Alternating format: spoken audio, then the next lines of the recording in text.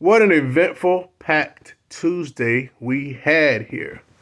What's good, guys? It's your boy AB Jr. back with another episode of Flawless Fantasy Football. And we're going to talk about some things that dropped today, man. It was, like I said, it was eventful. A lot of things popped off. Some things we should have known, and then some things that this just shouldn't have happened. But let's start with Chris Carson. It's official. He will be retiring, and he actually got a release designation. He failed a physical, so he got a failed physical designation from the Seahawks, and he will be retiring and no longer playing football in the NFL because of his neck and the screws that are in it. I mean, anybody with any kind of common sense knew that was going to happen, and that was the best thing for him. I'm not upset with the dude. I did draft him in one of my leagues last year in the third round as my RB2. Wish that had worked out. I needed him. But I'm glad he's making that decision. A lot of people that let the ego stick around and give it another shot. Next thing you know, they can't walk. The guy does have a family, so it's the best thing for him. So, and actually, the coach, Pete Carroll, man. Pete Carroll loves that dude, man. He loves him some freaking Chris Carson. He actually ended up saying, and I quote, "Ever since the first time I saw Chris on film, I loved his style, and I was thrilled when we were able to get him when we did." Look, you saw the way he was committed to him, so that's what's up. I'm happy for that. My thing is, I wonder, will he have that same type of feeling toward Penny? So I think he will, because that dude don't take the rookie running backs that often. So I could see good things happening with Penny this year, depending on his health. I don't see myself drafting him. Only if one of my mid-round running backs aren't there, but I don't see that happening. But he is an upside play. You never know. So good for Chris Carson. Enough about that. Listen. Everybody's all jacked up. I mean, I was on Facebook and stuff, and people are like, "Oh, Julio freaking Jones signs a 1-year deal with the Bucs." Oh, so I see Tampa Bay fans being like, "Oh, we're gonna be this, we're going undefeated." And look, man, Brady 45, Julio 33, and Julio washed. People just remember names. See, guys, listen. I'm sure y'all have seen people be like, "Oh, Julio, when you draft Julio?" Y'all know the answer with me, right? The answer is never draft Julio. I don't care. 13th round? Flawless. Can I click it? Can I click it? No. Out the old, in with the new. That's not even old, man. That's what, he gonna score 2 TDs on the year tops? Don't pick Julio Jones. Chris Godwin got cleared for camp. That is big news. But they signing Julio Jones kind of don't make that clear for camp make me feel warm and fuzzy about the passing game. Look, Father Time is undefeated, guys, and at the end of the day, it's going to catch up to Brady. I'm not anti-Brady. You guys saw, I had Brady on what? 2 of 3 out of my 3 teams last year. You guys saw that with your own eyes. So it was easy for me to pick that top 3 quarterback because I was convinced of it. But I just don't know, man. 45? It was a year, Batman. Remember when Peyton Manning threw that 55 touchdowns? I had him and actually drafted him in the first round at the 12th spot in the first round. I know a lot of people be like, "Oh my God, you drafted a quarterback too high." We'll get into that later, as far as ADP and stuff like that. Rocking with Flawless, you're not going to be able to. Don't be feeling that ADP stuff, because that's how you get sniped like that and you don't get your player. But hell, if I guaranteed you, and I say, "Hey, a quarterback's gonna throw 50, 55 touchdowns," would you take a chance and wait till the 3rd or 4th round to get him? Or would you pick him in the 2nd with confidence, knowing that he's gonna win you freaking half the freaking weeks in the league, what I'm saying, in the season? So, listen, don't get caught up on ADP. And I'm just worried about Tom Brady, though, man. I'm wondering if I think he's going to throw the ball. He's not going to throw the ball long that much. I see a big year out of Fournette again. He'll miss a couple games. He missed a couple last year. I don't know if it was maintenance or what, but he played 14 games. But he was productive in all them suckers, you know what I'm saying, for the most part. And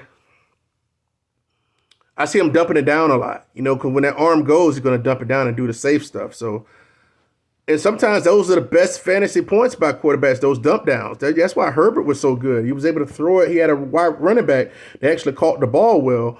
So that helped his fantasy points out a lot. So it's something to be said about it. You know, it's a cheap way to manufacture points in fantasy.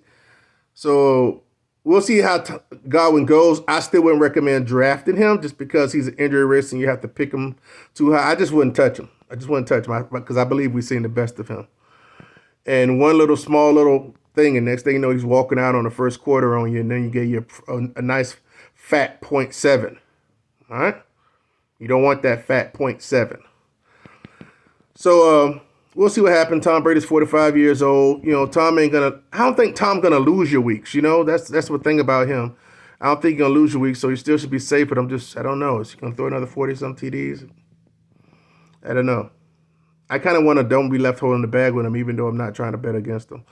Joe Burrow, he's undergoing surgery to his appendix, so he'll miss some time, but you know he'll be back in time. He'll be well back in time for the time things get kicked off. He might get a little bit of work in some games and stuff like that, but they'll protect him. He'll be fine. That doesn't change my position for him being a top 5, top 6 quarterback, because I believe he's going to take a step up this year. He's one of the quarterbacks where you can draft and you can play him every single week. With those weapons, man, you got to play him. Also, speaking of preseason and not playing, our boy King Henry, that's in the background back there. Yeah, I'm posted up in my son's room. He is unlikely to play the preseason, which is very smart. You're not going to play King Henry in the preseason, especially, you know, just because they're going to ride King Henry. I'll be honest with you. This is the last year I would recommend anybody picking Henry, because if he stays healthy, it's going to be great. But if he breaks, then it pretty much he's off the draft board, if you ask me, anytime after this year. So because he'll just, I don't want to say he'll be pedestrian, but you know, I think it'll start to take its toll. But I'm not counting out Henry, because I definitely pick him at the right price in the first. But I've had him first. I had him before. I had him in we'll talk about that later. God, I don't want to mix up subjects. I picked him in his 2000 year, and guess where I drafted him at? When me and my buddy was talking about it today, brother of mine, Tyrone, we were talking about it. He was like, you know, because you broke the trend. I didn't know what he was talking about. You know, I was like, wait, I'm thinking like last year or something. I'm like, what trend did I break? He was like, no, remember you picked Henry second overall. And I was like, yeah, I did. I said, but not in y'all league. But he was telling me about what I did in another league, but something had happened in that league. And I picked Henry number 2 overall. And the people that was number 6 and number 7, they were like, oh, man, I wanted Henry. Oh, man, you reached for him. But are you really reaching for somebody that's rushed for 2,000 yards? No, absolutely not. No, you just got to have a level of conviction and don't worry about who they got there at 2, 3, and 4. Come on, man. Henry crushed it. All right, enough about that. So Leona Fournette reported to camp, overweight, right? But he's supposedly now he's down to 245. His running backs trainer, Jordan Bush, actually said that he had him in fat camp, you know, so he's down to basically 245 from the 260, whatever he was at before. He said he'd been doing sauna every day and extra cardio. So, you know, he's been putting up some Instagram stuff and some, you know, social media stuff and showing him working out. You know, when you're out there in that Florida weather and stuff over here, I'm in Florida myself, yeah, you're gonna sweat that off. You know, you're gonna tone that muscle and you're gonna sweat it off and you'll be fine. So good for him. Draft Leonard with confidence, because nobody should be stopping his workload, and he should get the rushes, goal lines, unless Tom sneaks something in. And that dude probably, I wouldn't be surprised if he was like 2nd or 3rd in the league in receptions. I wouldn't be surprised if he was 2nd. I'm telling you, he's going to catch a lot of balls. Let's go with Trey Lance. It's official now. Management Lynch and Shanahan spoke with Garoppolo and basically told him that they're moving on with Trey. So it's officially endorsed it. So that's what's up. We already knew that. And I'm actually excited about that for Trey Lance. I'm not in the business of waiting to draft a quarterback. If you guys are, let me know ahead of time.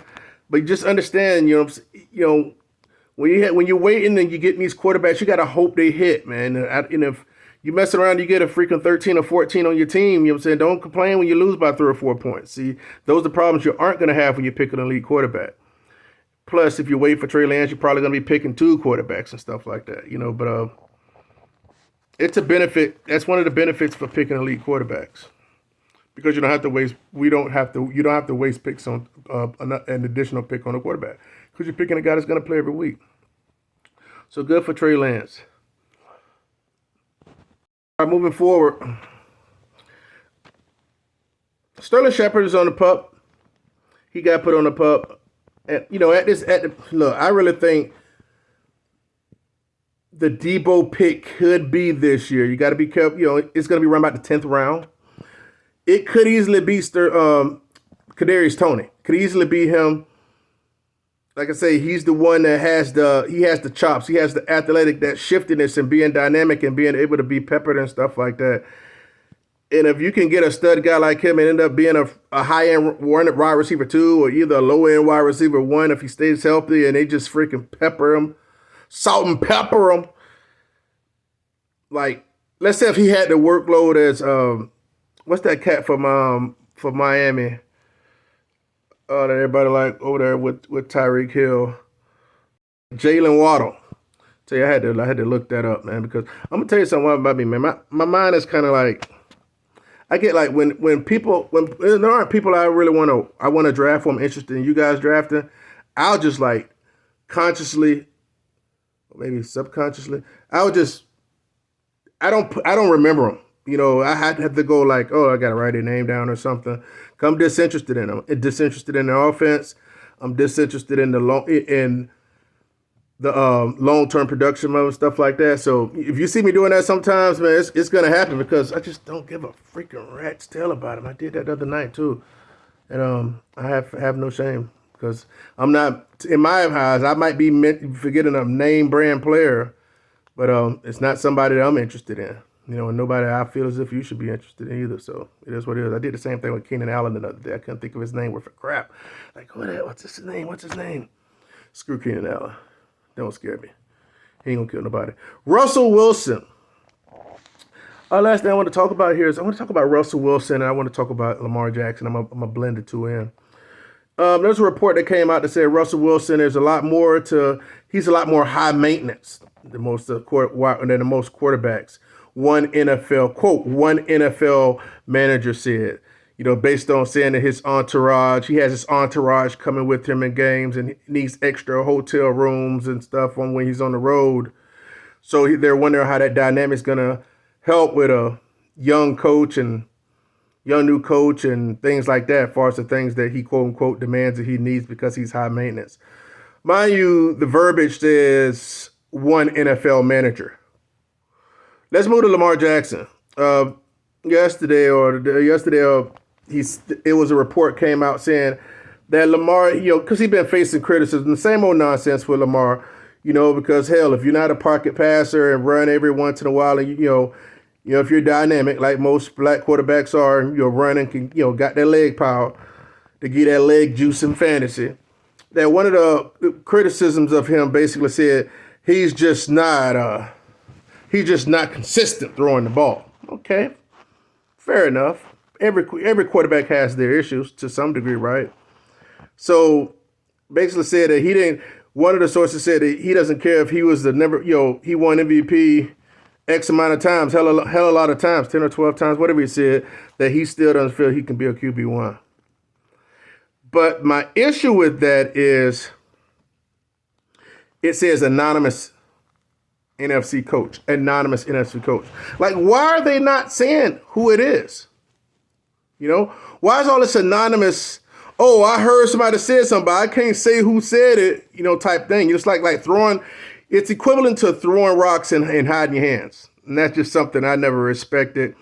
But, excuse me, it just might be a game that they play, because the NFL plays games. They'll say stuff just to be relevant and everything. So, it's a business, and then, it has its little things it does too, just to, like one of the videos or something I wanted to talk about was, as far as just how NFL manipulates the media.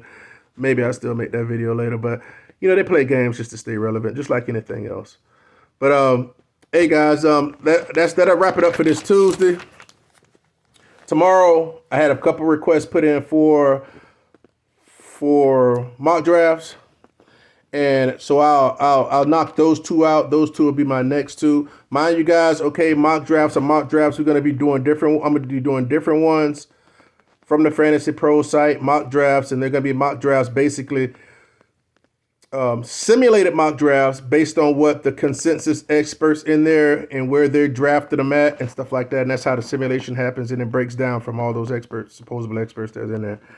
So, and we'll talk it through when it happens. So I'll have 2 mock drafts coming up for you on my next videos, and we'll start rocking it out. All right. Remember, sometimes you're going to look at these mock drafts, you're going to be like, but guess what? The object is not to look at it and to be like, oh my gosh, this looks great, because you got a lot of people that was in first last year. That's not what it's about. I firmly believe that if the mock draft, you get an A+ or a B+ in the mock draft, I feel like it's a bad draft, because you're just basically drafting what ADP tells you to do.